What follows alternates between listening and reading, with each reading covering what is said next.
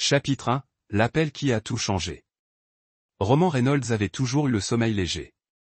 20 ans dans le renseignement militaire l'avaient habitué à se réveiller à la moindre perturbation, une habitude qui lui avait été bien utile dans le monde de l'entreprise, et maintenant, à 45 ans, dans sa vie de banlieue apparemment paisible. Mais la sonnerie stridente du téléphone de Thelma à 3 heures du matin n'était pas une simple perturbation. C'était le son qui allait bouleverser tout ce qu'il pensait savoir sur son mariage. Roman était allongé, immobile dans leur lit king size, les yeux mi-clos, tandis que sa femme, après 18 ans de mariage, cherchait son téléphone dans l'obscurité. Ses mains tremblaient lorsqu'elle répondit, sa voix à peine plus forte qu'un murmure. « Je croyais qu'on avait convenu que tu n'appellerais jamais ici », dit-elle d'un ton empreint d'un mélange de peur et de colère que Roman n'avait jamais entendu auparavant. Il contrôla sa respiration, maintenant le rythme régulier du sommeil, tandis que chaque muscle de son corps se tendait. Dans l'obscurité, il distinguait la silhouette de Thelma, figée dans la faible lumière qui filtrait par la fenêtre de leur chambre. La personne à l'autre bout du fil parlait d'une voix basse et pressante que Roman ne parvenait pas à distinguer, mais il en perçut des bribes. Quelque chose à propos du plan et de ce soir. Puis Thelma halta, une inspiration brusque qui trancha le silence comme une lame. « Il ne posera pas de problème. Je m'en assurerai, murmura-t-elle au téléphone, sa voix froide et déterminée, si glaçante que Roman en eut le sang-froid. Elle se tourna légèrement et Roman sentit son regard se poser sur lui. Il gardait son air endormi. Des années d'entraînement, une respiration régulière, même si son esprit s'emballait. Après ce qui lui sembla une éternité, Thelma se glissa hors du lit et se dirigea silencieusement vers la salle de bain, son téléphone toujours serré. L'esprit de Roman passa aussitôt en mode tactique. 18 ans de mariage, et il n'avait jamais vu cette facette de sa femme. Thelma, la femme qui organisait des soirées caritatives et préparait des biscuits pour les événements scolaires de leur fille, venait de parler avec l'efficacité froide de quelqu'un qui prépare un plan sinistre. La phrase « il ne posera pas de problème » résonna dans son esprit, et Roman fut certain que c'était lui. Avant qu'il puisse digérer cette révélation, le léger bruit de pieds nus sur le parquet annonça une autre présence.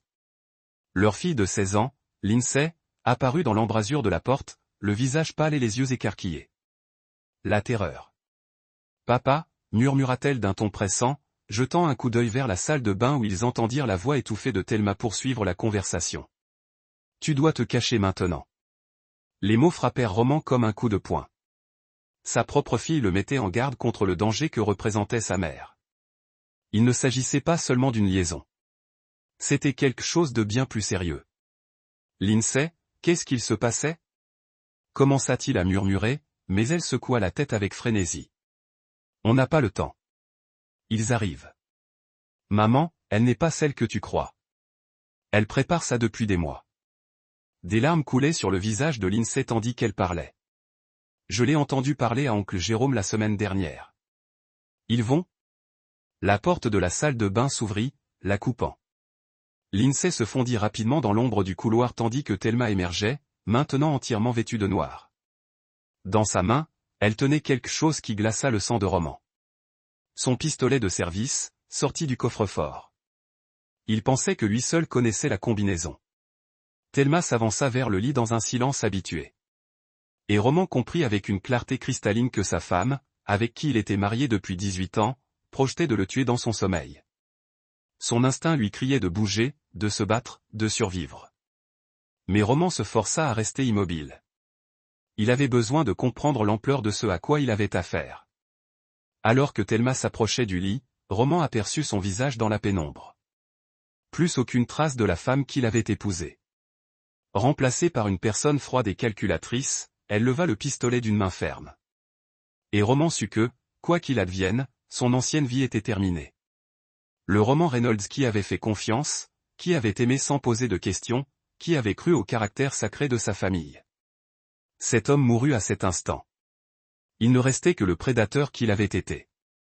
L'homme qui avait acquis sa réputation dans les recoins les plus sombres du renseignement militaire comme quelqu'un qu'on ne contrarie jamais deux fois, car Roman Reynolds ne pardonnait jamais et n'oubliait jamais. Chapitre 2, le réveil du chasseur. L'instinct de survie de Roman se réveilla avec une précision mortelle. Alors que Thelma levait le pistolet, il roula violemment vers la gauche, hors de portée. Le lit, et tomba au sol juste au moment où la lumière du canon éclairait la pièce. Le coup de feu fut réduit au silence. Elle avait même pensé à modifier son arme. La balle s'enfonça dans un matelas à l'endroit où se trouvait sa tête quelques instants plus tôt. D'un mouvement fluide, Roman balaya les jambes de Thelma, l'envoyant s'écraser au sol. Le pistolet ricocha sur le parquet tandis qu'il la maintenait au sol sans effort, la main sur sa gorge. « Qui diable êtes-vous » grogna-t-il, sa voix portant la morosité d'un homme ayant interrogé des ennemis dans des lieux qui n'existaient pas officiellement. Le masque de Thelma finit par tomber complètement, son visage se déformant en quelque chose de laid et d'inconnu. « Tu as toujours été trop intelligent pour ton bien, Roman. Jérôme dit que tu finirais par comprendre. » Jérôme Massy, dit Roman, le déclic se fait. Le frère de Thelma, celui qui avait été si utile lorsque Roman avait quitté le service militaire, qui les avait aidés à s'installer dans cette banlieue tranquille, qui avait été une présence constante dans leur vie. Comment ? Long. Cracha TL.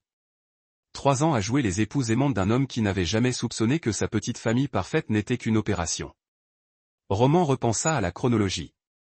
3 ans plus tôt, il avait été recruté par Meridian Security, une société privée de défense, après sa démobilisation. Ce recrutement avait été fait sur recommandation de Jérôme.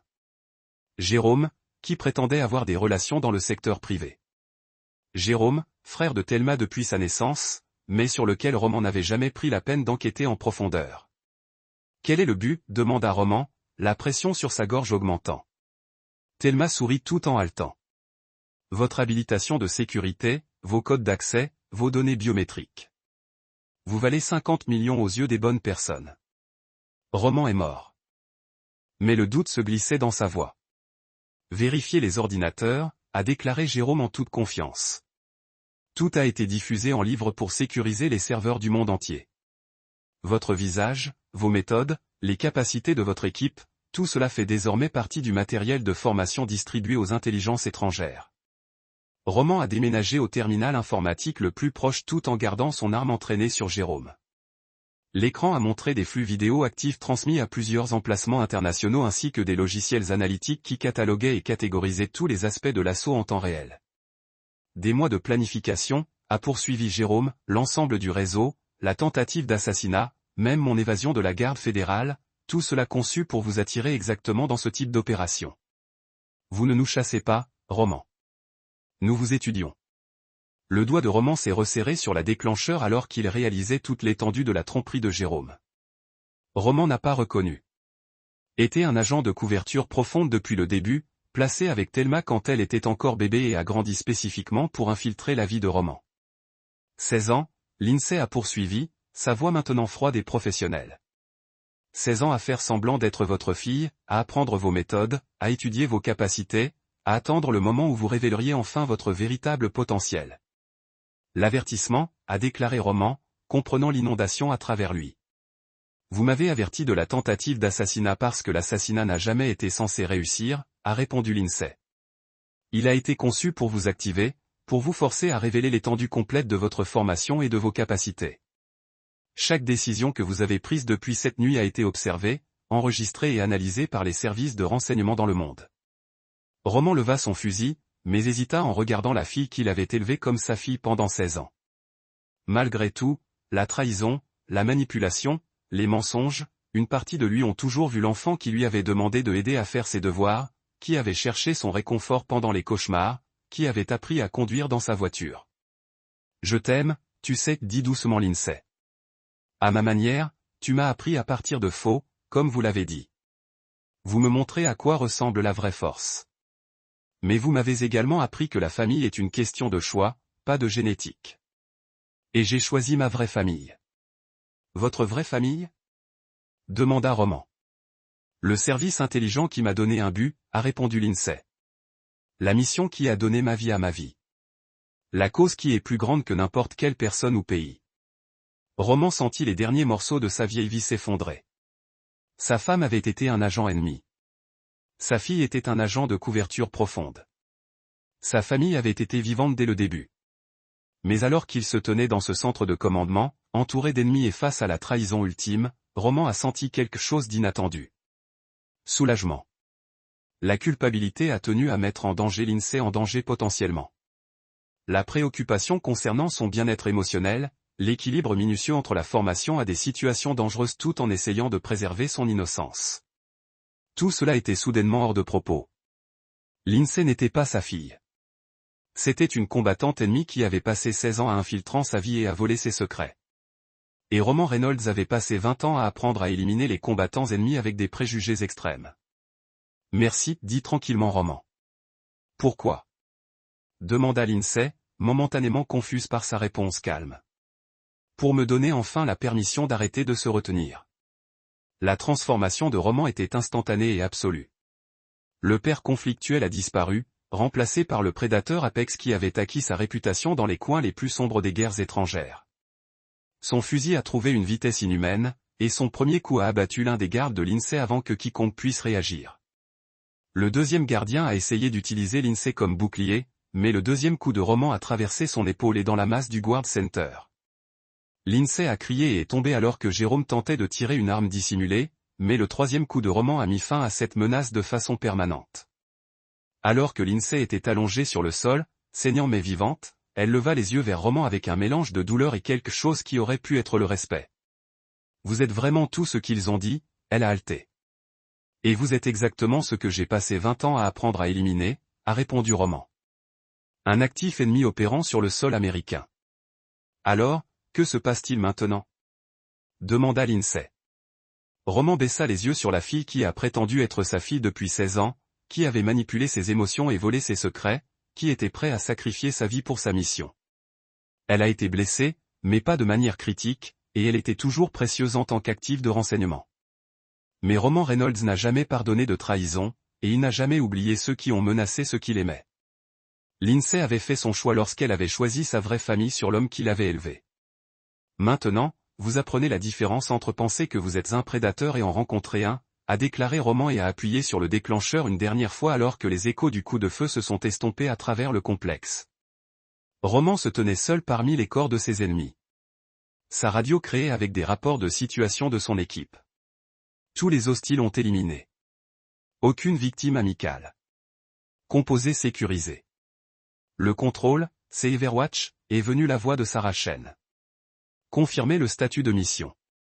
Roman a regardé autour du centre de commandement une dernière fois, prenant les ordinateurs qui avaient enregistré chacun de ses mouvements, l'équipement de communication qui avait transmis des renseignements aux puissances étrangères et les corps des personnes qui avaient passé des années à manipuler et à le trahir. Mission complète, a déclaré Roman dans sa radio. Tous les objectifs éliminés. Pas de survivants. Alors que son équipe commençait le processus de détruire le composé et d'éliminer toute preuve d'activité de renseignement étrangère, Roman a ressenti la satisfaction froide familière qui est venue avec une opération réussie. Le réseau qui avait infiltré sa vie a été complètement détruit. Les gens qui l'avaient trahi étaient morts. La menace pour la sécurité américaine avait été neutralisée. Mais surtout, Roman Reynolds avait prouvé une fois de plus pourquoi il était l'homme que d'autres opérateurs ont appelé lorsque toutes les autres options avaient échoué. Il était la solution. Finale, le prédateur ultime, celui qui n'a jamais pardonné et n'a jamais oublié. Et quiconque a menacé ce qu'il aimait a appris cette leçon exactement une fois. Et là, vous l'avez. Une autre histoire prend fin. Vous ne valez rien d'autre qu'une indemnité d'assurance vie. Roman entendit du mouvement en bas. Plusieurs pas essayant de se taire, mais échouant face à quelqu'un ayant sa formation. Ils avaient planifié cela comme une invasion de domicile qui avait mal tourné. Probablement avec Roman dans le rôle du père héroïque mort en défendant sa famille. Il relâcha. Thelma s'approcha de la fenêtre, scrutant à travers les stores. 3 véhicules étaient stationnés stratégiquement autour de la maison. Moteur en marche, occupants se positionnant. Des professionnels, mais pas des militaires. Des entrepreneurs privés, probablement d'anciens militaires eux-mêmes, mais dépourvus de la discipline inhérente à l'entraînement d'élite. Papa. La voix de Lindsay résonna dans le couloir, étranglée par la peur. Reste où tu es, ma chérie. Roman répondit, la voix apaisée. Malgré la situation, il demanda à Thelma, qui essayait de ramper vers le pistolet, quelle part de vrai? Une partie. Est-ce important, siffla-t-elle. Roman récupéra son pistolet et vérifia le chargeur. 3 balles manquantes. Elle s'était entraînée. Lindsay est réelle, se dit-il plus à lui-même qu'à elle. Elle m'avait prévenu.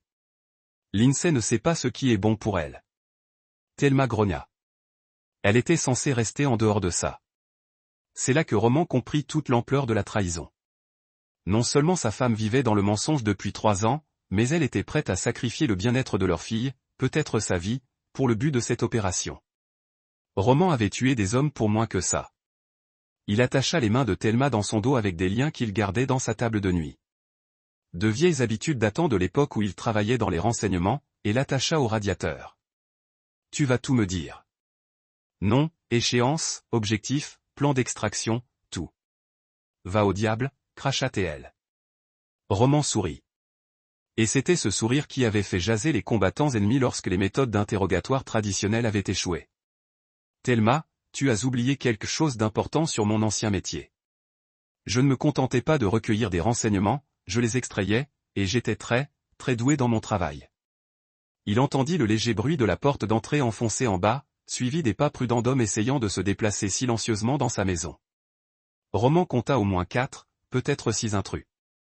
Se dirigeant vers son placard, Roman ouvrit un panneau caché qui révéla son trésor de guerre, ses armes, ses munitions, son équipement tactique et son matériel de communication dont Thelma ignorait l'existence. Alors qu'il enfilait son gilet pare-balles et chargeait son fusil préféré, il ressentit ce calme glacial familier qui avait fait de lui l'un des agents les plus efficaces de l'armée. « Voilà ce que tu n'as jamais compris chez moi », dit-il à Thelma en se préparant au combat. « Je n'étais pas qu'un soldat ou un officier du renseignement. J'étais l'homme qu'ils envoyaient quand tous les autres avaient échoué.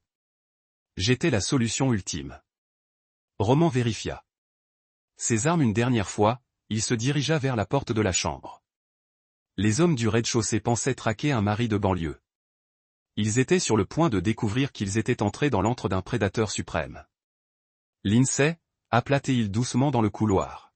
« Va à la salle de panique. » Alors que les pas de sa fille s'éloignaient vers la pièce sécurisée qu'il avait installée lors de leur emménagement, Roman s'autorisa un dernier regard vers celle qu'il croyait être sa femme. Quand ce sera fini, il lui dit, tu vas regretter de ne pas avoir mieux visé. Chapitre 3. Premier sang. Roman se déplaçait dans sa propre maison comme un fantôme. Chaque grincement de plancher, chaque ombre se remémorait. Les intrus étaient bons, mais ils opéraient désormais sur son territoire, et Roman avait passé des années à apprendre à chasser les humains en milieu urbain. Il les entendait se déplacer au rez-de-chaussée, 2 dans la cuisine, un près de la porte d'entrée et au moins 2 autres dans le salon. Ils se dispersaient, prévoyant probablement de monter à l'étage dans un assaut coordonné. C'était une approche tactique judicieuse contre une cible normale. Roman n'était pas normal. Il se glissa dans la chambre de Lindsay et ouvrit sa fenêtre, qui donnait sur le toit du garage. De là, il put accéder à l'érable qu'il avait escaladé des dizaines de fois lors des travaux d'entretien du week-end. Quelques minutes plus tard, il était à terre, décrivant un large cercle pour s'approcher de la maison sous un angle inattendu. L'équipe de surveillance et les véhicules ne s'attendaient pas à ce qu'il quitte la maison. Roman fit sortir le conducteur du premier SUV par une couchette, s'empara de sa radio et écouta les conversations tactiques.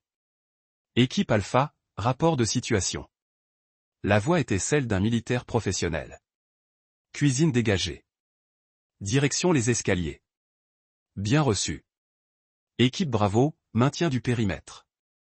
Contact négatif sur la cible. Confirmation de l'épouse. Sécurisation de l'étage. Roman sourit d'un air sombre. Il pensait toujours traquer un civil sans méfiance. Il était temps de changer de dynamique. Il se glissa par la porte arrière grâce à une clé cachée dans une fausse tête d'arrosage. Une autre mesure de sécurité dont Thelma ignorait l'existence. Le premier intrus dans la cuisine ne l'avait pas vu venir. Le couteau de Roman retrouvé. L'endroit entre la 3e et la 4e côte formait un angle ascendant vers le cœur. L'homme s'effondra silencieusement. Le second commis de cuisine se retourna au léger bruit de la chute de son partenaire et trouva le pistolet de Roman plaqué contre son front. « Combien » murmura Roman.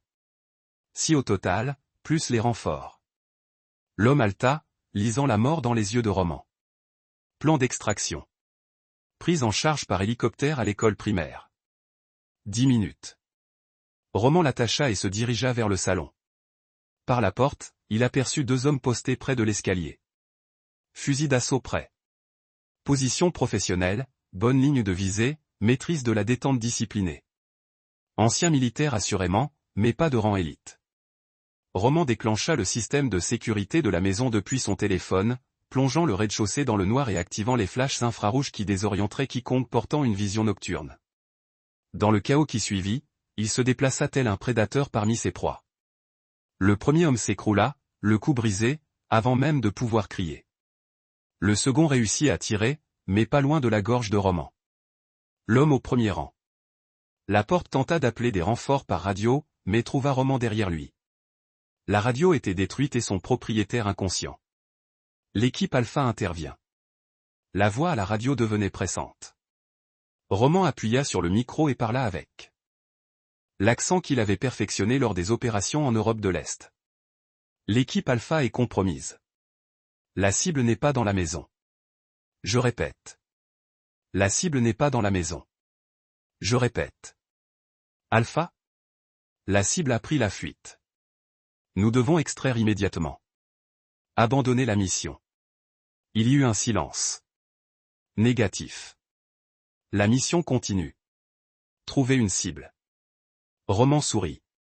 Jérôme n'allait pas laisser ses hommes battre en retraite, ce qui signifiait que Roman pouvait les éliminer un par un sans se soucier des renforts. Les deux opérateurs restants à l'étage étaient désormais isolés et affrontaient un ennemi qu'ils avaient sous-estimé. Il monta l'escalier de service, celui que Thelma ignorait et qui menait au passage secret entre les murs, une version de l'époque de la guerre froide du propriétaire initial de la maison, que Roman avait découverte et améliorée. De l'intérieur des murs, il entendit les deux intrus restants fouiller les chambres. « Où diable est-il, l'un d'eux » murmura-t-il. « Vérifiez encore la chambre de la fille. Peut-être qu'il se cache avec elle. » Cela a décidé de leur sort. Roman était prêt à les laisser en vie s'ils se rendaient, mais menacer l'INSEE était une limite infranchissable. Il émergea du panneau mural derrière le premier opérateur et le tua rapidement et silencieusement. Le second se retourna au bruit et se retrouva face à Roman de l'autre côté du couloir. « Vous êtes Roman Reynolds » dit l'homme en baissant légèrement son arme. « On a entendu des histoires sur vous en Afghanistan, le fantôme de Kandahar. »« Vous avez bien entendu » répondit Roman. « Ce qui signifie que vous savez ce qui va se passer ensuite. » L'homme hocha lentement la tête et posa son arme par terre. « J'ai une famille. »« Moi aussi » dit Roman en appuyant sur la détente tandis que le coup de feu résonnait dans la maison. Roman ressentit la satisfaction froide et familière qui accompagnait l'élimination des menaces. Mais ce n'était que le début. Jérôme Massy avait envoyé ses hommes, ce qui signifiait que Jérôme savait où vivait Roman, connaissait ses habitudes, connaissait sa famille. C'était inacceptable. Roman retourna dans sa chambre où Thelma se trouvait exactement à l'endroit où il l'avait laissée, bien que ses yeux s'écarquillèrent de stupeur en entendant les bruits de combat en bas. « 6 hommes, dit Roman sur le ton de la conversation en commençant à nettoyer ses armes. Tous morts. Ton frère va être déçu. Tu es fou, murmura-t-elle. Non, répondit Roman. Je suis minutieux. Maintenant, tu vas tout me dire sur l'opération de Jérôme, pour qui il travaille, ce qu'ils veulent de mes codes d'accès, où ils sont basés et combien d'autres personnes sont impliquées. Je ne te dirai rien. Roman termina de nettoyer son pistolet et la regarda avec la même expression qu'il avait lorsqu'il interrogeait les commandants talibans. Thelma, tu as commis 2 erreurs graves ce soir. Premièrement, tu m'as sous-estimé. Deuxièmement, tu as menacé ma fille. Il s'est approché et elle a vu quelque chose dans ses yeux qui l'a poussé à se plaquer contre le radiateur. J'ai passé 20 ans à perfectionner l'art d'extorquer des informations à ceux qui ne voulaient pas les donner. Certains étaient entraînés à résister à la torture. D'autres étaient des fanatiques qui préféraient la mort à la trahison. Aucun n'a résisté éternellement. Roman s'est agenouillé pour qu'il soit à hauteur. Tu n'es pas une fanatique, Thelma. Tu es juste une femme qui s'est laissée dépasser et a choisi le mauvais camp. Alors voilà ce qui va se passer. Ils vont me dire tout ce que je veux savoir. Et en échange, je te laisserai peut-être vivre assez longtemps pour passer le reste de ta vie en prison fédérale au lieu de mourir à petit feu dans cette chambre. Et si je ne le fais pas, le sourire de Roman était froid comme l'hiver. Alors je commencerai par tes doigts et je remonterai petit à petit. J'ai toute la nuit. Et Jérôme ne s'attend pas à ce que son équipe prenne de ses nouvelles avant l'aube. Thelma le fixa un long moment, discernant clairement pour la première fois l'homme qu'elle tentait de manipuler et de trahir. Le mari de banlieue avait disparu, remplacé par quelque chose qui appartenait à l'ombre des guerres étrangères. Elle commença à parler. Chapitre 4. La toile se défait. Alors que l'aube se levait sur le quartier de banlieue, Roman, assis dans son bureau, examinait les renseignements fournis par Thelma. L'ampleur de l'opération était plus vaste qu'il ne l'avait initialement soupçonné et bien plus personnelle. Jérôme Massy n'était pas seulement le frère de Thelma. Il était un agent important d'un consortium de services de renseignement étrangers et d'organisations criminelles spécialisées dans le recrutement d'agents à long terme au sein de l'appareil de défense américain. L'opération contre Roman avait été planifiée pendant 3 ans, à commencer par l'intégration de Jérôme dans leur vie après la démobilisation de Roman. Mais la révélation la plus choquante concernait Lindsay. Selon Thelma, leur fille n'était pas son enfant biologique. C'était la fille de Jérôme, placée chez Thelma lorsque Roman et Thelma sortaient ensemble dans le cadre d'un plan d'infiltration à long terme. Lindsay avait été élevée pour devenir elle-même un atout. Roman serra les mains sur le rapport de renseignement tandis qu'il traitait cette information. Pendant 16 ans, il avait aimé et protégé un enfant génétiquement programmé pour le trahir. Pourtant, Lindsay l'avait prévenu, avait risqué sa propre sécurité pour lui sauver la vie. Un léger coup à la porte du bureau interrompit ses pensées. « Papa. » La voix de Lindsay était hésitante, incertaine.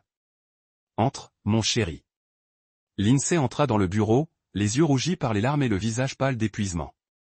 Elle avait passé la nuit dans la cellule de panique pendant que Roman s'occupait du nettoyage. 6 corps enlevés, le sang nettoyé, les preuves assainies. L'efficacité de cette opération témoignait d'années d'expérience à faire disparaître les problèmes. Vraiment? Lindsay ne put terminer sa question. Ta mère est vivante, dit prudemment Roman. Elle est en détention fédérale maintenant. Ce n'est pas ma mère, dit Lindsay doucement. J'ai entendu dire qu'elle t'avait parlé de mon vrai père. De Jérôme. Roman étudiait sa fille, l'enfant qu'il avait élevé, lui avait appris à faire du vélo, l'avait aidé à faire ses devoirs, l'avait protégé de ses cauchemars. Génétiquement, elle était peut-être la fille de Jérôme Massier, mais elle était sa fille à tous égards. L'ADN ne fait pas une famille, Lindsay. L'amour oui. La loyauté oui. Le choix oui. Il marqua une pause, choisissant ses mots avec soin. Tu as choisi de me prévenir hier soir. Tu as choisi de me sauver la vie. Cela fait de toi ma fille, quoi qu'en dise un test. Des larmes coulaient sur le visage de Lindsay. Je le sais depuis 2 ans. J'ai entendu maman et oncle Jérôme parler d'eux. L'atout et j'ai compris qu'ils parlaient de moi. Ils voulaient que je te soutire des informations pour devenir ta confidente afin que je puisse accéder à tes protocoles de sécurité. Mais tu ne l'as pas fait. Comment aurais-je pu? Tu es mon père. Tu m'as appris à distinguer le bien du mal. Tu me montres à quoi ressemble le véritable amour. Elle s'essuya les yeux. Quand j'ai compris ce qu'il préparait, j'ai commencé à tout documenter. J'ai des enregistrements, des photos, des preuves de leur rencontre. Roman ressentit une vague de fierté mêlée d'inquiétude. Sa fille de 16 ans menait une opération de contre-espionnage contre sa propre mère et son père biologique. L'entraînement qu'il lui avait donné autodéfense, connaissance de la situation, esprit critique avait fait d'elle exactement le genre de personne capable de reconnaître et de résister à la manipulation. « Montrez-moi, dit-il. » Pendant l'heure qui suivit, Lindsay présenta un dossier complet qui aurait impressionné des analystes du renseignement professionnel. Elle documenta les visites de Jérôme, enregistra les conversations lorsque c'était possible et réussit même à photographier des documents laissés négligemment dans la maison. L'image qui en ressortit était celle d'un réseau sophistiqué qui utilisait leur famille comme base d'opération depuis des années. Il y a autre chose, dit Lindsay avec hésitation. Jérôme a d'autres familles, d'autres opérations comme celle-ci. Il m'a montré des photos un jour. Il a dit que c'était des exemples de réussite d'agents qui avaient choisi le bon camp. Roman se glaça. Il ne s'agissait pas que de lui. Il s'agissait d'un programme systématique d'infiltration et de recrutement ciblant le personnel du renseignement américain. Combien d'autres familles vivaient dans le mensonge? Combien d'autres enfants étaient préparés à devenir de futurs atouts? Avez-vous reconnu certaines familles sur les photos? Certaines. Vous vous souvenez des Dawson de mon ancienne école et des Waré du Country Club? Lindsay sortit son téléphone et montra à Roman des captures d'écran qu'elle avait prises. Ce sont toutes des familles de personnes disposant d'habilitations de sécurité. Jérôme se construit un réseau depuis des années. Roman étudia les images, son esprit militaire cataloguant automatiquement les cibles et les menaces. Richard Dawson travaillait pour la Defense Intelligence Agency. Christopher Warner était un sous-traitant de Lockheed Martin. Il y avait au moins une douzaine de familles sur les photos, toutes avec des enfants de l'âge de Lindsay ou moins. Nous devons révéler cela, dit Lindsay. Nous devons sauver ces familles. Roman resta silencieux un long moment, réfléchissant aux options. L'approche traditionnelle aurait été de contacter le FBI, de remettre les preuves et de laisser la justice s'en occuper. Mais Roman avait appris depuis longtemps que le système judiciaire avait ses limites, surtout lorsqu'il s'agissait d'opérations de renseignement extérieur. Les tribunaux exigeaient des preuves irréfutables. L'application de la loi internationale était lente et bureaucratique. Les considérations diplomatiques priment souvent sur la justice. Et surtout, la justice traditionnelle ne tient pas compte de la trahison personnelle qu'il a subie ni du danger auquel sa fille a été exposée.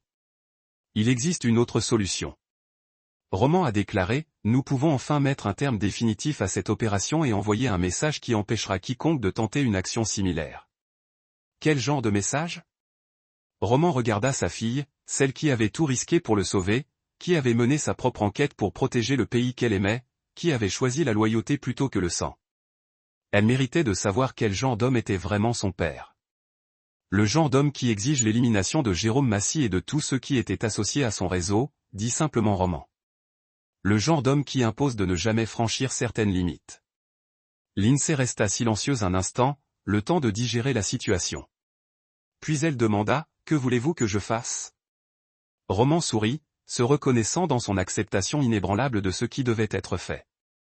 D'abord, nous allons faire croire à Jérôme que son opération a réussi. Ensuite, nous utiliserons son propre réseau contre lui. Il afficha une carte sur son ordinateur, marquant les emplacements d'après les preuves de Lindsay. Jérôme pense que je suis mort et que Thelma a accompli sa mission. Il voudra la débriefinger et recueillir les renseignements qu'elle était censée recueillir. Cela nous laisse une faible marge de manœuvre pour nous rapprocher de lui. C'est un piège, dit Lindsay, comprenant immédiatement. Le meilleur genre, approuva Roman. Le genre où la proie se prend pour le prédateur. Alors qu'il commençait à planifier, Roman ressentit cette froide concentration familière qui l'avait rendu si efficace dans les opérations militaires. Mais cette fois, il ne s'agissait pas de sécurité nationale ou d'objectifs militaires. C'était personnel. Il s'agissait de famille, la vraie, fondée sur l'amour et le choix plutôt que sur la génétique et la manipulation. Jérôme Massy avait commis l'erreur de menacer les personnes que Roman aimait le plus. Maintenant, il allait découvrir pourquoi Roman Reynolds ne pardonnait jamais et n'oubliait jamais. Chapitre 5, l'appât. Le plan de Roman exigeait un timing précis et une performance convaincante de la part de quelqu'un que Jérôme ne soupçonnerait jamais. Lindsay elle-même. 3 jours après l'échec de la tentative d'assassinat, Roman mit le plan à exécution. Lindsay était assise dans un café près de l'université de Georgetown, celui-là même où elle avait rencontré Jérôme pour des séances de rapprochement oncle-nièce ces 2 dernières années. Aux yeux de tout observateur, elle ressemblait à une adolescente traumatisée cherchant du réconfort auprès d'un membre de sa famille après la mort soudaine de son père. Jérôme Massy arriva pile à l'heure, le visage empreint d'inquiétude, mais pas tout à fait dans ses yeux. C'était un homme grand et distingué, la cinquantaine, aux cheveux grisonnants prématurément et à l'allure évoquant le service militaire. Aux yeux d'un observateur non averti, il ressemblait exactement à ce qu'il prétendait être, un homme d'affaires prospère, qui chérissait la famille de sa sœur. Lindsay, dit-il en se glissant dans le box en face d'elle. Je suis venu dès que j'ai appris la nouvelle. Je suis vraiment désolé pour ton père. Lindsay laissa les larmes lui monter aux yeux. Pas difficile vu les circonstances. C'est arrivé si vite, oncle Jérôme. La police a dit que c'était une invasion de domicile, mais elle laissa sa voix s'éteindre. L'image d'une fillette confuse et effrayée. Mais quel amour? Maman se comporte bizarrement depuis que c'est arrivé. Elle n'arrête pas de parler. De quitter la ville, de recommencer quelque chose de nouveau. Elle passe des coups de fil à toute heure, parlant dans des langues que je ne reconnais pas. Lindsay se pencha en avant, baissant la voix. J'ai trouvé l'arme de papa dans son sac à main hier. Pourquoi aurait-elle son arme? L'expression de Jérôme resta inchangée, mais Roman, qui l'observait depuis une table de l'autre côté du café grâce à un microphone directionnel et une caméra dissimulée dans le sac à dos de Lindsay, remarqua le léger serrement de ses yeux. Jérôme digère l'information, essayant de déterminer si Thelma avait enfreint le protocole ou s'il s'agissait d'une véritable confusion de la part d'une fille en deuil. Ta mère a probablement juste peur, dit Jérôme prudemment. Parfois, les gens font des choses étranges lorsqu'ils font leur deuil. Oncle Jérôme, dit Lindsay, sa voix prenant le ton d'une confiance désespérée. Les adolescents utilisent ce genre de documents lorsqu'ils cherchent des conseils auprès d'adultes. J'ai besoin de te demander quelque chose, et j'ai besoin que tu sois honnête avec moi. Bien sûr, ma chérie. N'importe quoi. Papa était-il impliqué dans quelque chose de dangereux? Quelque chose qui aurait pu lui coûter la vie? Jérôme resta silencieux un instant, et Roman lut la réflexion dans son regard. C'était le moment où Jérôme déciderait si Lindsay était un atout potentiel ou un handicap. Pourquoi demandes-tu ça? Finit par dire Jérôme. Parce que j'ai trouvé des choses dans son bureau, des choses cachées. Lindsay sortit un dossier que Roman avait soigneusement préparé avec des documents de renseignement apparemment authentiques, mais finalement inoffensifs. Il se trouvait dans un compartiment secret derrière sa bibliothèque. Je ne comprends pas ce que c'est, mais ils ont l'air officiels. Jérôme prit le dossier et en examina le contenu, son masque professionnel s'effaçant légèrement lorsqu'il reconnut le format et les indices de classification de documents de renseignements authentiques. Les documents étaient authentiques. Roman avait accès à de nombreux documents déclassifiés, mais soigneusement sélectionnés pour suggérer des opérations en cours sans rien révéler de vraiment sensible. « Où as-tu trouvé ça exactement » demanda Jérôme, son ton passant subtilement de l'inquiétude à l'inquiétante. Oncle Jérôme a quelque chose de plus interrogatif. Dans un panneau caché, il y avait aussi d'autres choses. De l'argent liquide, des passeports avec la photo de papa, mais sous des noms différents. Une sorte de matériel électronique. Lindsay décrivait le contenu de l'argent d'urgence de Roman, mais qu'il avait déjà évacué et relocalisé. Oncle Jérôme était mon père, un espion. Jérôme étudia attentivement son visage, à la recherche de signes de tromperie. Lindsay soutint son regard avec un mélange parfait de peur, de confusion et de besoin désespéré de réponse, propre à tout adolescent véritablement traumatisé. Ton père a travaillé pour le gouvernement à divers postes, dit lentement Jérôme. Certains de ses travaux étaient classifiés, et c'est probablement ce que tu as découvert. Mais Lindsay, c'est exactement le genre de choses qui pourraient être dangereuses si les mauvaises personnes en avaient connaissance. Que veux-tu dire? Je veux dire que si ton père a été pris pour cible à cause de son travail, alors toi et ta mère pourriez être en danger aussi. Surtout si des gens pensent que tu as accès à des informations sensibles. Les yeux de Lindsay s'écarquillèrent d'une peur parfaitement calculée. Que dois-je faire? Jérôme se pencha en arrière et Roman vit le moment où il prit sa décision. La jeune fille ignorait clairement sa véritable filiation ni la nature réelle de l'opération. Elle était effrayée, seule et détenait des renseignements potentiellement précieux. Plus important encore, elle avait une confiance absolue en Jérôme. Premièrement, tu ne peux parler à personne de ce que tu as découvert. Ni à la police, ni à tes amis, ni à personne. La voix de Jérôme portait une note d'urgence. Deuxièmement, je pense que ta mère et toi devriez venir vivre chez moi un moment, le temps qu'on détermine ce qui est sûr. Pourriez-vous m'aider à fouiller les affaires de papa? Peut-être à distinguer ce qui est important de ce qui ne l'est pas. La voix de Lindsay portait exactement la juste note de gratitude désespérée. Je ne sais plus à qui faire confiance. Bien sûr, ma chérie, nous sommes une famille. Jérôme tendit la main et lui tapota la main. Pourquoi n'amènerais-tu pas ta mère chez moi ce week-end?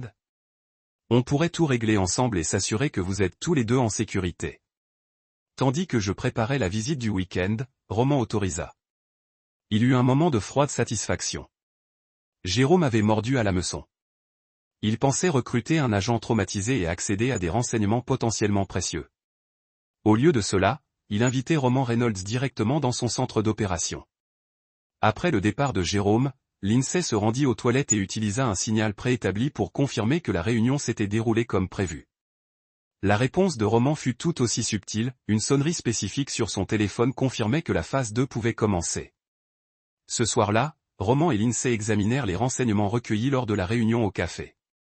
Le microphone directionnel avait capté non seulement la conversation de Jérôme avec Lindsay, mais aussi un appel téléphonique qu'il avait passé immédiatement après avoir quitté le café. Le colis est sécurisé, avait déclaré Jérôme dans ce que Roman avait reconnu comme un langage codé. L'agent secondaire est une extraction coopérative et non informée ce week-end pour un débriefing et une évaluation complets. Roman traduisit pour Lindsay. Il pense vous récupérer, vous et votre mère, pour un interrogatoire et un recrutement. Il prévoit d'extraire tous les renseignements qu'il pense que nous détenons, puis soit vous recruter dans son réseau, soit vous éliminer en tant qu'agent de sécurité. Risque. Et au lieu de cela, demanda Lindsay, au lieu de cela, il va découvrir qu'il a amené un prédateur directement dans son antre, dit Roman d'un ton sombre. Jérôme Massier a passé 3 ans à croire qu'il me manipulait. Ce week-end, il va apprendre ce que c'est que d'être traqué par quelqu'un qui est très, très doué. Roman a affiché sur son ordinateur les plans architecturaux de la maison de Jérôme, obtenus grâce à des archives publiques et des images satellites. Il pense mettre 2 femmes effrayées en sécurité. Au lieu de cela, il s'apprête à affronter l'homme qui a passé 20 ans à perfectionner l'art de tuer ceux qui menacent ceux qu'il aime. Tandis qu'il finalisait leurs préparatifs, Roman ressentit le calme familier qui précède une mission. Jérôme Massier avait fait de cette affaire une affaire personnelle en ciblant la famille de Roman. Maintenant, Roman allait lui montrer exactement pourquoi cette erreur avait été fatale. Chapitre 6. Dans la fosse aux lions. La propriété de Jérôme Massier s'étendait sur 6 hectares de terre boisée dans la campagne de Virginie, assez loin. Loin de la civilisation pour préserver son intimité, mais suffisamment proche des principaux axes de transport pour une flexibilité opérationnelle. Roman avait passé la semaine à surveiller, cartographier les systèmes de sécurité et identifier les voies d'évacuation. La propriété était bien défendue, mais pas imprenable. Jérôme était confiant dans sa sécurité opérationnelle, mais pas assez paranoïaque pour s'inquiéter d'un ennemi du calibre de Roman. Le samedi matin, Roman et Lindsay arrivèrent au domaine dans des véhicules séparés. Roman se fit passer pour le frère d'une veuve en deuil, muni de faux documents et d'une histoire soigneusement construite qui satisferait un examen superficiel. Lindsay voyageait avec celle qui était censée être Thelma. En réalité, il s'agissait de Sarah Shawn, une ancienne collègue du renseignement militaire qui devait plusieurs services à Roman et était spécialisée dans les opérations sous couverture. Jérôme les accueillit à la porte d'entrée, jouant à la perfection le rôle d'un membre de la famille inquiet. « Je suis si heureux que tu aies décidé de venir, » dit-il en embrassant chaleureusement le faux Felmo. « Tu as l'air affreux, Fel. » Toute cette situation a été un véritable cauchemar. Sarah Chan était excellente dans son rôle. Elle incarnait une femme au bord de la dépression, s'accrochant à. Jérôme semblait être une bouée de sauvetage, tout en maintenant les indices subtils suggérant qu'elle cachait quelque chose d'important. Pour Jérôme, elle ressemblerait exactement à ce qu'il attendait. Une complice a tenté de se maintenir à couvert tout en digérant le traumatisme du meurtre de son mari. « Je n'arrête pas de penser que quelqu'un nous observe », murmura Sarah en jetant un coup d'œil nerveux autour d'elle. « Et si les Romains savaient ce qu'on a fait ? Et s'ils nous traquaient ? C'est pour ça que tu es là, » lui assura Jérôme. Cet endroit est parfaitement sécurisé.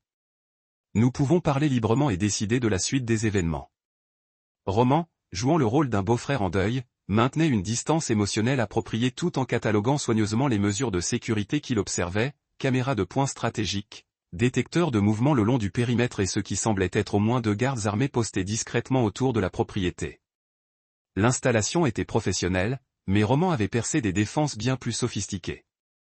Jérôme les conduisit dans un salon confortable où il prépara des rafraîchissements et des mouchoirs, accessoires de quelqu'un qui s'attendait à réconforter les membres de la famille en deuil. Mais Roman remarqua les détails subtils qui révélaient la véritable fonction de la pièce.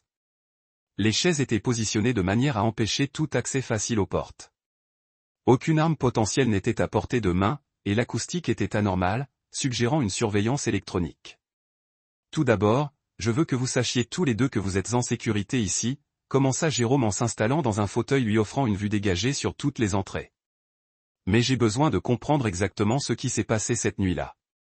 Le rapport de police officiel indique que Roman a été tué lors d'une invasion de domicile, mais je crains qu'il y ait plus. Sarah, qui jouait Thelma, fondit en larmes. C'était censé être simple. Attendre qu'il s'endorme. Faire croire à un accident, puis appeler les secours. Mais il s'est réveillé. Il a riposté. Et l'équipe que j'ai envoyée pour vous aider. Tous morts, dit Sarah entre 2 sanglots. Roman les a tous tués. Je n'ai jamais rien vu de tel. Ce n'était pas un homme que j'ai épousé, Jérôme. C'était autre chose. Quelque chose de terrible. Le visage de Jérôme s'assombrit. 6 opérateurs professionnels et il les a tous tués. C'était comme s'il savait qu'ils allaient arriver. Sarah continua comme s'il les attendait. Une fois terminé, il me regarda et me dit qu'il était au courant pour toi, pour l'opération, pour tout. Roman observa Jérôme assimiler l'information. Voyant le moment précis où la suspicion commençait à prendre le dessus sur la confiance, Jérôme commençait à comprendre que son opération soigneusement planifiée avait rencontré un imprévu. Avait-il dit autre chose, demanda Jérôme prudemment. Il a dit qu'il allait te retrouver, murmura Sarah. Il a dit qu'il allait te faire payer pour ce que tu as fait à sa famille. Mais il est mort, dit Jérôme, bien que l'incertitude se lisât dans sa voix. Vraiment ? Sarah leva les yeux et croisa le regard de Jérôme. Ils n'ont jamais retrouvé son corps, Jérôme. La maison a brûlé après ma fuite. La police a supposé qu'il était mort dans l'incendie. Mais que se passerait-il si elle avait été interrompue par un bruit de verre brisé provenant d'ailleurs dans la maison, suivi immédiatement par le craquement sec d'un coup de feu? Les yeux de Jérôme s'écarquillèrent tandis qu'il cherchait le pistolet sous sa veste. Mais Roman était déjà en mouvement. Le beau-frère en deuil disparu, remplacé par l'opérateur, qui avait bâti sa réputation dans les recoins les plus sombres des guerres étrangères. Le couteau de Roman toucha le poignet de Jérôme avant que le pistolet ne sorte de son étui, et son autre main se referma sur sa gorge avec la pression idéale pour le neutraliser sans le tuer. « Bonjour, Jérôme, dit Roman doucement tandis que le chaos régnait autour d'eux. Il faut qu'on parle. Les yeux de Jérôme s'écarquillèrent de stupeur et de terreur en reconnaissant la voix de l'homme qu'il croyait mort. Impossible, Alta-Teil. Tu es mort. Thelma t'a tué. Thelma est en détention fédérale, dit Roman sur le ton de la conversation tandis que les coups de feu continuaient de résonner dans la maison. La femme à qui tu parles est une professionnelle. Et le bruit que tu entends, c'est mon équipe qui élimine ton personnel de sécurité. Ton équipe, sourit froidement Roman.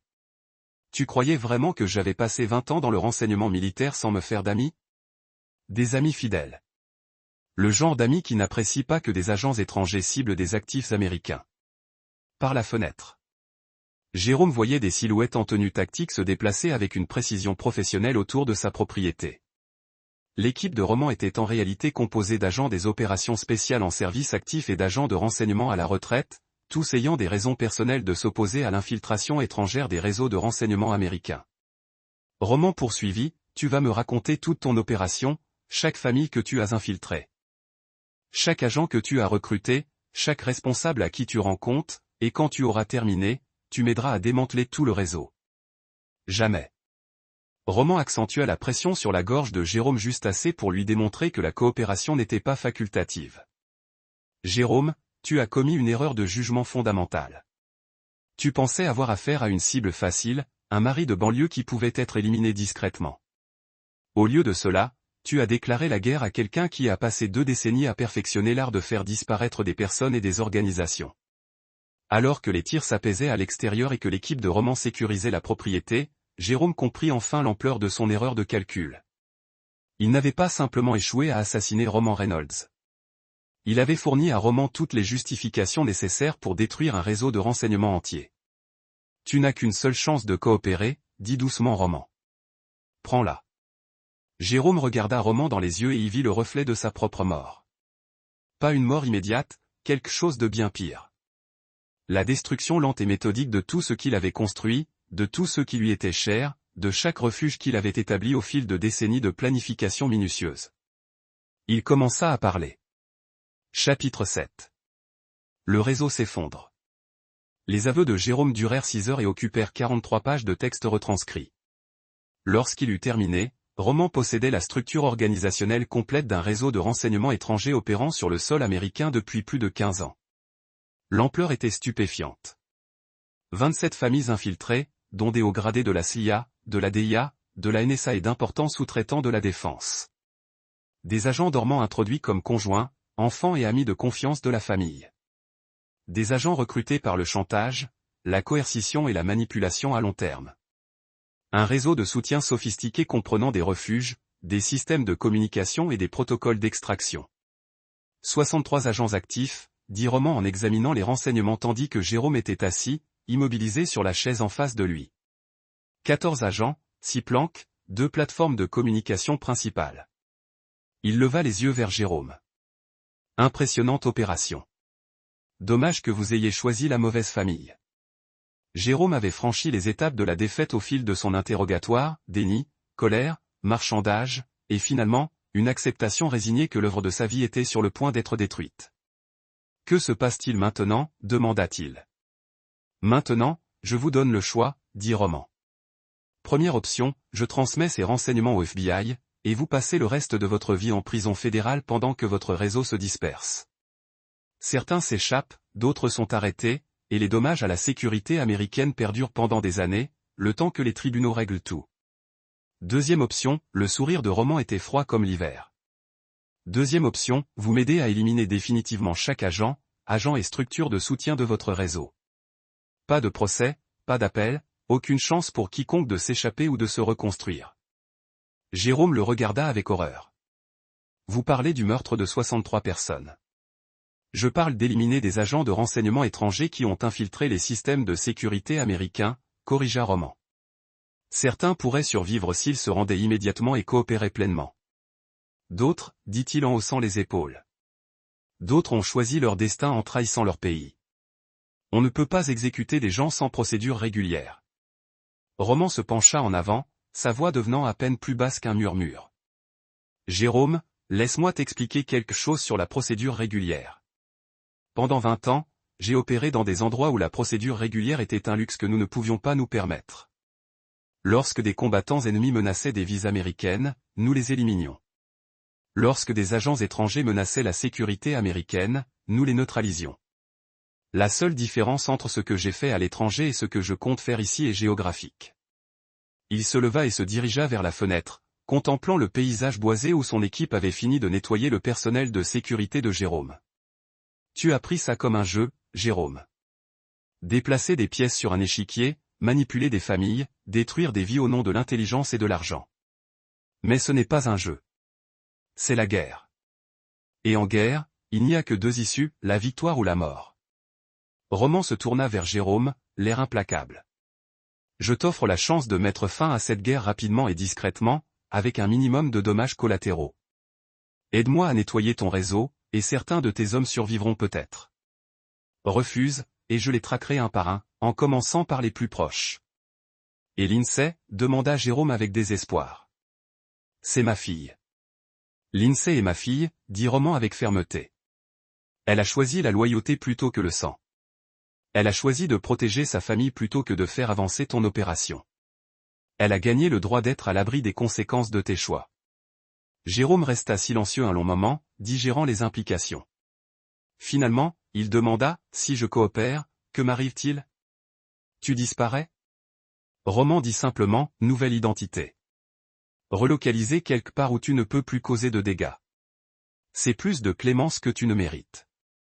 Mais Lindsay m'a demandé d'épargner ta vie si possible. Et si je ne coopère pas, l'expression de Roman resta inchangée. Puis tu mourras lentement après m'avoir vu détruire tous ceux avec qui tu as travaillé ou qui te sont chers. Je veillerai à ce que tu comprennes exactement les dégâts causés par ton réseau avant que je ne te mette enfin fin à tes souffrances. Jérôme ferma les yeux, sentant le poids de décennies de planification minutieuse s'effondrer autour de lui. Il avait bâti quelque chose de magnifique, un réseau qui aurait pu influencer la politique américaine pendant des générations. Mais il a commis une erreur cruciale. Il avait sous-estimé Roman Reynolds. J'aurais besoin de garanties. Jérôme a finalement dit des assurances écrites concernant la protection des actifs coopératifs, l'aide à la relocalisation, l'immunité de poursuite. Tu n'es pas en mesure de négocier les conditions, a souligné Roman. Alors tu devras traquer 63 personnes à la dure, a dit Jérôme avec un éclair de confiance en lui. Sans mon aide, certains s'échapperont. Certains reconstruiront ailleurs. Votre victoire ne sera pas totale. Roman réfléchit un instant, puis hocha lentement la tête. Immunité limitée pour les agents qui se rendent volontairement et fournissent des débriefings complets. Aide à la réinstallation pour ceux qui coopèrent pleinement, mais les responsables et le personnel de soutien ne sont pas négociables. Ils savaient ce qu'ils faisaient. D'accord, dit Jérôme.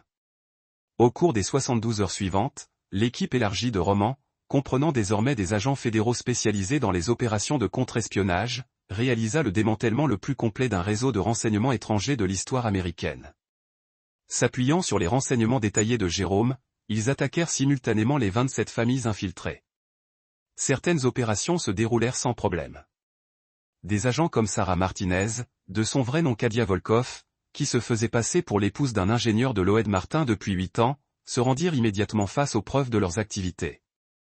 Ils furent enregistrés, débriefés et réinstallés sous de nouvelles identités, sachant que tout contact futur avec des services de renseignement étrangers entraînerait leur licenciement immédiat.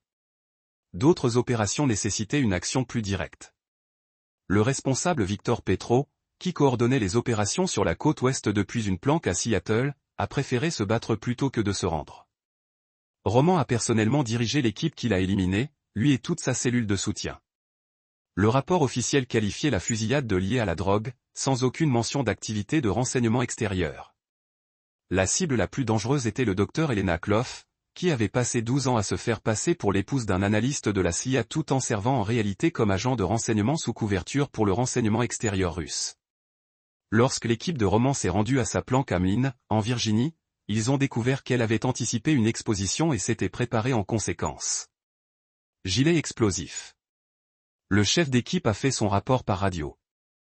Elle menace de faire exploser si nous ne nous retirons pas. Roman, coordonnateur depuis le véhicule de commandement, a parlé directement à Elena via le système de communication de l'équipe. Dr Koslov, ici Roman Reynolds. Vous avez 30 secondes pour vous rendre avant que je vous démontre pourquoi les tactiques terroristes sont inefficaces contre quelqu'un ayant mon passé. Vous ne pouvez pas tous nous arrêter. Elena a répondu avec un anglais accentué. Nous sommes partout. Nous sommes vos voisins, vos amis, votre famille. Vous ne pouvez pas tous nous tuer. Regardez-moi, dit Roman en faisant signe. La balle du sniper atteignit Elena à la tête avant qu'elle ne puisse déclencher le dispositif, et l'équipe de déminage sécurisa le gilet en quelques minutes. Tandis qu'il scrutait la planque, Roman ressentit la satisfaction froide et familière d'éliminer une menace avérée. À la fin de la semaine, le réseau que Jérôme avait mis 15 ans à construire était complètement détruit. 63 agents capturés ou éliminés. 14 agents neutralisés. 6 planques saisies. 2 plateformes de communication démantelées. Les dégâts causés au système de sécurité américain étaient en cours d'évaluation et de réparation par des équipes de spécialistes en cybersécurité et d'analystes du contre-espionnage. C'est fini, dit l'INSEE en examinant les rapports finaux avec Roman dans leur suite d'hôtels. Ils allaient bientôt déménager. Leur couverture dans le quartier de banlieue était découverte, et ils devaient disparaître jusqu'à ce que les services de renseignement aient fini d'analyser les implications de l'opération. Ce réseau est terminé, corrigea Roman. Il y en aura d'autres. Il y en aura toujours. Les traquerez-vous aussi? Roman regarda sa fille, celle qui avait choisi la loyauté plutôt que le sang, qui avait tout risqué pour protéger sa famille, qui l'avait aidé à détruire un réseau de renseignement menaçant la sécurité nationale. Elle méritait l'honnêteté. S'ils menacent ce que j'aime, dit-il simplement, oui, je les traquerai tous. Chapitre 8. Les péchés du père. 2 semaines après la destruction du réseau, Roman reçut un message qui changea tout. Jérôme s'était évadé d'une prison fédérale. Les détails étaient flous, mais les faits essentiels étaient clairs. Pendant son transport vers un centre sécurisé pour les dernières investigations, le véhicule de Jérôme avait été pris en embuscade par des inconnus. 2 agents fédéraux étaient morts et Jérôme avait disparu sans laisser de traces. Un coup monté, conclut l'agent spécial du FBI Sarah Mitchell, enquêtrice principale sur l'affaire. Quelqu'un ayant accès aux horaires et aux itinéraires des transports. Une opération professionnelle, probablement des services de renseignements étrangers utilisant des ressources que nous n'avons pas encore identifiées. Roman étudia les photos de la scène de crime dans leur planque temporaire. Son expression s'assombrissait à chaque image. Ce n'était pas une simple évasion. C'était un message. Les agents de liaison de Jérôme expliquaient à Roman que la guerre n'était pas terminée. La voix de Papa Lindsay exprimait une inquiétude devenue familière ces dernières semaines. Qu'est-ce que ça veut dire? Ça veut dire que Jérôme nous a menti, dit Roman d'un ton sombre. Le réseau était plus vaste qu'il ne l'a admis. Il y avait des gens dont il ne nous a pas parlé. Des structures de soutien que nous n'avons pas identifiées. Et maintenant, ils le retiennent. Le téléphone de Roman vibra, un message crypté provenant d'un numéro intraçable. Vous avez pris notre famille. Maintenant, nous allons prendre la vôtre. Jérôme lui transmet ses salutations. Le message contenait une photo qui glaça le sang de Roman. Elle montrait leur ancienne maison, celle qu'ils avaient abandonnée après la tentative d'assassinat, mais prise récemment. Quelqu'un surveillait la propriété, l'étudiait, découvrait leurs habitudes, même après leur déménagement. Ils savent où nous vivions, dit Roman en montrant le message à l'INSEE. Ils connaissent nos habitudes, nos contacts, nos voies de fuite. Jérôme a eu plus de temps pour nous étudier que nous ne le pensions. Alors, qu'est-ce qu'on fait? Roman resta silencieux un moment, réfléchissant aux options.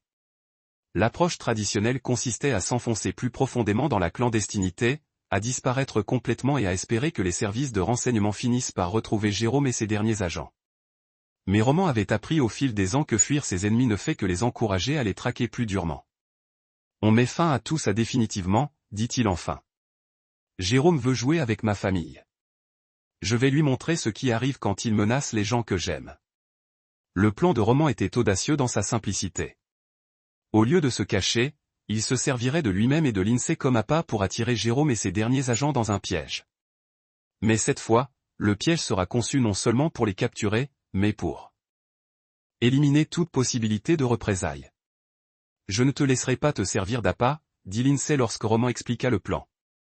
Et je suis absolument certain que je vais te le tendre. Je ne serai pas une victime impuissante attendant d'être secourue. L'INSEE, non, papa.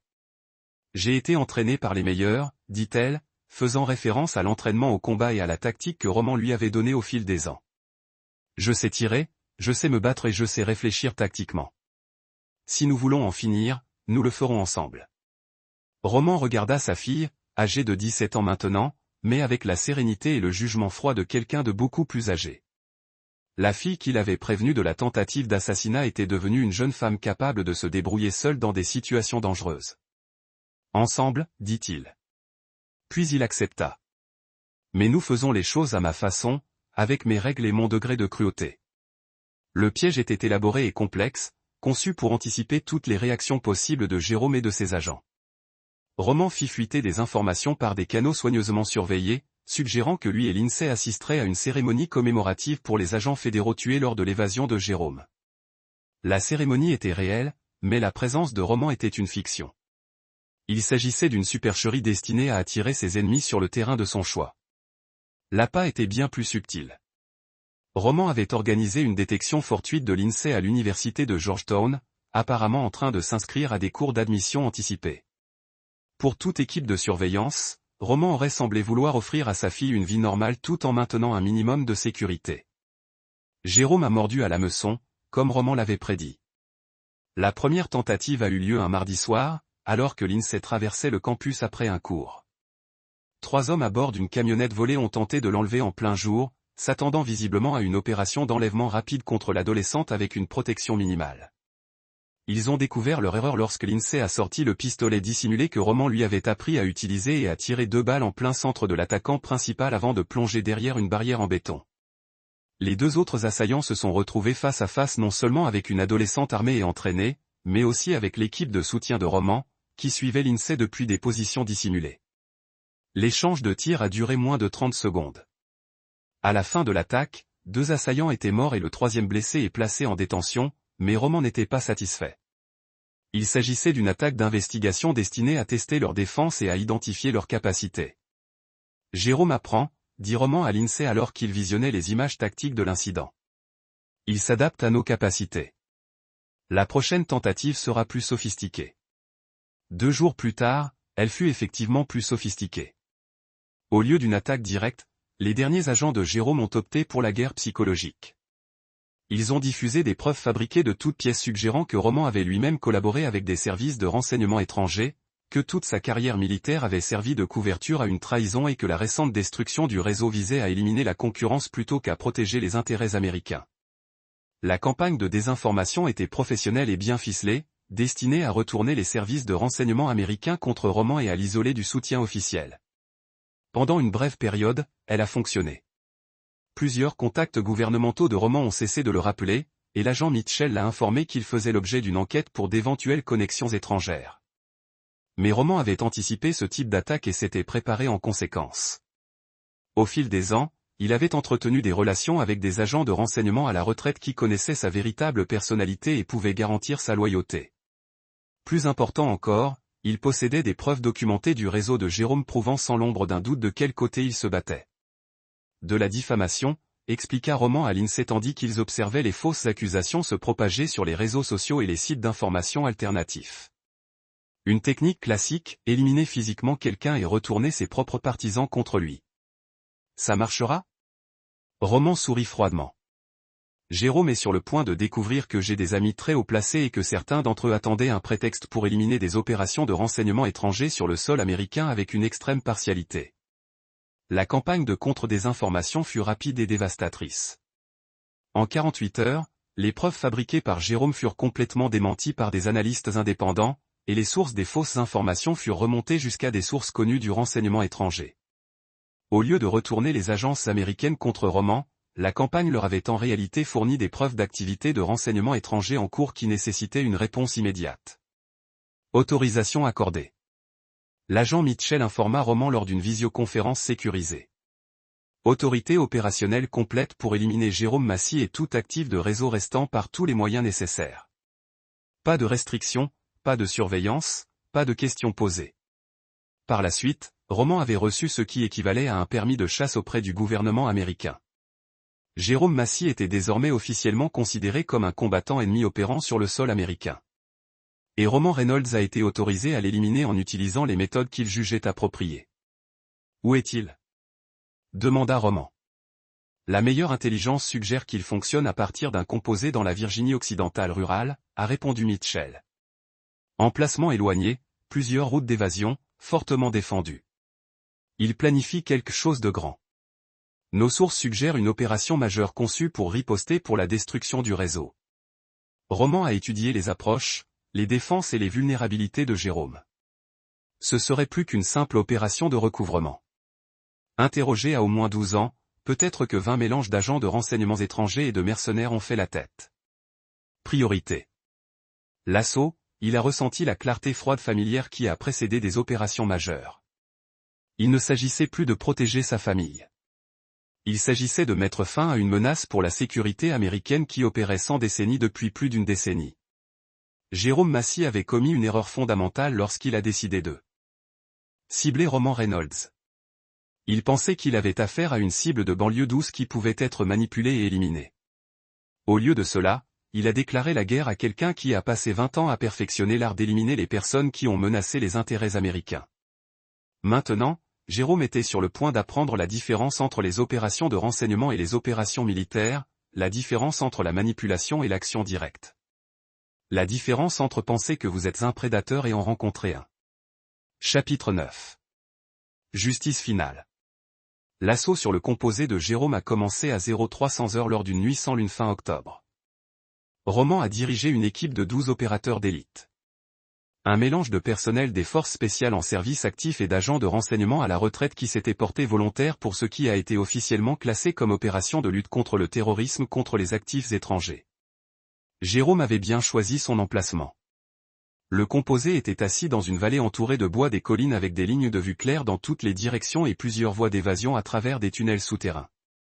Les capteurs de mouvement et les caméras infrarouges ont fourni un avertissement précoce tandis que des obstacles stratégiquement placés canaliseraient toute force d'assaut dans des zones de mise à mort prédéterminées. C'était exactement le type de position défensive qui arrêterait une prise d'attaque conventionnelle. Malheureusement pour Jérôme, Roman Reynolds n'avait jamais été conventionnel. Overwatch en position est venu la voix de son chef d'équipe de tireurs d'élite, Sarah Chin, qui s'était porté volontaire pour fournir un soutien à long terme d'un Herjolin 800 mois. Je compte 14 cibles du personnel supplémentaire visible et probable dans le bâtiment principal. Roger Ça, Overwatch. Rapport de situation de l'équipe de Phoenix. L'équipe de Phoenix est prête, a répondu Marcus Webb, menant l'élément de 4 hommes qui attaqueraient le complexe du Nord. Frais placés sur le bâtiment cible, en attendant votre signal. Shadow Team Ready, a ajouté Lisa Park, dont l'équipe gérerait les systèmes de tunnels. Plusieurs voies d'échappement identifiées et couvertes. Roman a vérifié son équipement une dernière fois. Fusil d'assaut, armes de poing, grenades, charges de violation et les munitions spécialisées qu'il a développées au cours de sa carrière militaire pour faire face à des gilets pare-balles et à des cibles durcies. Tout a été configuré pour maximum létalité avec des dommages collatéraux minimaux. Toutes les équipes, c'est le contrôle, a déclaré Roman dans sa radio. Exécutez l'opération de récupération en 30 secondes. N'oubliez pas, pas de quartier, pas de prisonniers, pas de survivants. Ces personnes opèrent sur le sol américain depuis plus d'une décennie, et ils ont tué des agents fédéraux lors de leur évasion. Ils ont perdu tout droit à la miséricorde. L'assaut a commencé avec le fusil de tireur d'élite de Sarah éliminant les 2 sentinelles sur le périmètre du composé en succession rapide avant que le peuple de Jérôme ne puisse réagir à la perte de leur système d'alerte précoce. Les accusations de violation de Romain ont détruit la porte principale et l'équipe de Phoenix a traversé l'écart avec le flamboyant des armes automatiques. Jérôme avait bien formé son peuple. Ils ont répondu à l'agression avec des compétences professionnelles, retombant pour préparer des postes et fixer un couvercle discipliné. Mais ils défendaient contre quelqu'un qui avait passé 20 ans à étudier comment briser exactement ce genre de défense. Roman a traversé l'enceinte comme la mort incarnée. Sa recherche de fusils et cibles avec une précision mécanique tandis que son équipe a éliminé les défenseurs avec une efficacité impitoyable. Les défenseurs étaient bons, mais l'équipe de Roman était meilleure. Et ils avaient l'avantage de la surprise, de l'équipement supérieur et de la motivation absolue. Building Secure, a rapporté le chef d'équipe Phoenix Web. 6 ennemis KIA. Aucune victime amicale. Système de tunnel sécurisé. Ajout du parc de l'équipe fantôme. 2 ennemis ont éliminé la tentative de s'échapper par la route souterraine. Pas de vapeur. Roman a atteint le bâtiment principal et a donné des coups de pied dans la porte, trouvant Jérôme Massy dans ce qui semblait être un centre de commande rempli d'équipements de communication, d'ordinateurs et d'écrans muraux montrant des images de surveillance du complexe. Jérôme se tenait derrière un bureau, les mains levées, reconnaissant clairement que la résistance était féodale. Roman, dit Jérôme, sa voix stable malgré les circonstances. Je dois admettre que je vous ai sous-estimé depuis le début. Oui, vous l'avez fait, Roman a répondu, en gardant son fusil entraîné sur la masse centrale de Jérôme. Vous pensiez que vous aviez affaire à une cible de banlieue douce. Au lieu de cela, vous avez déclaré la guerre à quelqu'un qui est très, très bon en guerre. Je suppose que vous êtes ici pour me tuer. C'était le plan, a déclaré Roman. Mais d'abord, vous allez me parler de l'opération que vous avez planifiée. La majeure représailles mes sources ont suivi. Jérôme sourit et Roman a reconnu l'expression de quelqu'un qui pensait qu'il détenait toujours des cartes gagnantes. Vous pensez que ce composé est la fin? Vous pensez que l'élimination de mon réseau a été une victoire? Roman, vous n'avez aucune idée de ce que vous avez vraiment accompli. Montre-moi. Vous avez prouvé que les réseaux de renseignement américains sont vulnérables à l'infiltration et à la manipulation. Vous avez démontré que les particuliers peuvent effectuer des opérations militaires sur le sol américain sans surveillance du gouvernement significative. Plus important encore, vous avez montré des services de renseignement étrangers exactement comment identifier, cibler et éliminer le personnel de renseignement américain. Jérôme a fait un geste vers l'équipement qui les entoure. Tout ce qui s'est passé ici, chaque technique que vous avez utilisée, chaque décision tactique que vous avez prise a été enregistrée et transmise aux services de renseignement à Moscou, Pékin, Tron et une douzaine d'autres capitales. Vous pensez que vous avez protégé la sécurité américaine? Vous avez en fait fourni des puissances étrangères une masterclass dans la façon de le détruire. Roman ressentait un froid de reconnaissance. Jérôme avait raison. Chaque technique tactique, chaque méthodologie opérationnelle, chaque protocole de sécurité que Roman avait utilisé pendant la destruction du réseau avait été observé et analysé par des services de renseignement hostiles. Au lieu de protéger la sécurité américaine, Roman avait par inadvertance des ennemis un renseignement détaillé sur les capacités de contre-renseignement américains. Tu mens, a déclaré Roman.